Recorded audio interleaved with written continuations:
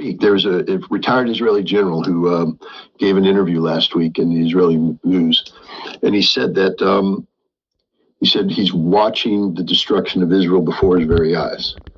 He says the Israeli Defense Force cannot continue to do this. They haven't accomplished a single objective. Not a single objective has been accomplished.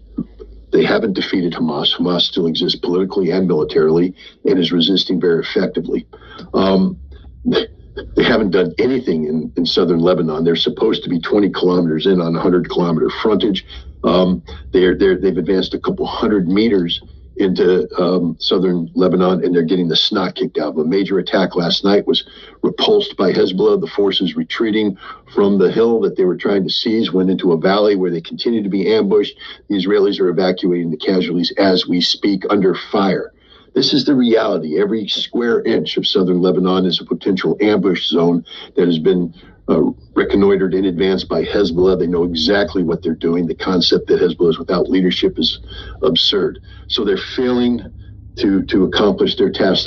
They're failing to suppress Palestinian unrest in the West Bank. It's increasing. The level of resistance is increasing. It could become yet a third domestic front.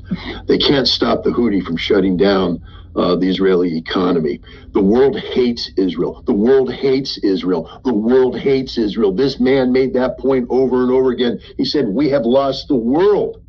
The world is against us, and we will never get them back. And Iran is defeating Israel. Israel has lost any ability to deter Iran. On top of all this, Israel is falling in on itself. The fact that Israel would allow a eulogy of this nature to take place publicly and be recorded in Haaretz and other Israeli newspapers shows the depth to which Israel has sunk. Israel is a nation without a moral compass, and now it's dividing, it's falling in on itself. Prior to October 7th, the Israeli president had said that Israel is on the verge of an outright civil war, not civil conflict, not civil disobedience, civil war with armed Israelis fighting armed Israelis. And that general said that's happening right now. Israel is breaking up into factions. They're going to fall in on each other. Israel will consume itself. So what the hell do you want to talk about in Gaza again? Because the narrative you're putting forward, and I'm not blaming you, is a Western narrative. Yes, Israel's committing a crime. Yes, it's outlawed UNRWA. Yes, the United Nations will probably let them get away with it. Yes, Israel is slaughtering Palestinians on a daily basis. But this is part of the formula that leads to the total collapse of Israel, because everything I just mentioned only certifies that Israel is a lawless nation operating not just above the law, but with total disregard of the law, an apartheid state that is committing genocide led by mass murderers that nobody in the world respects.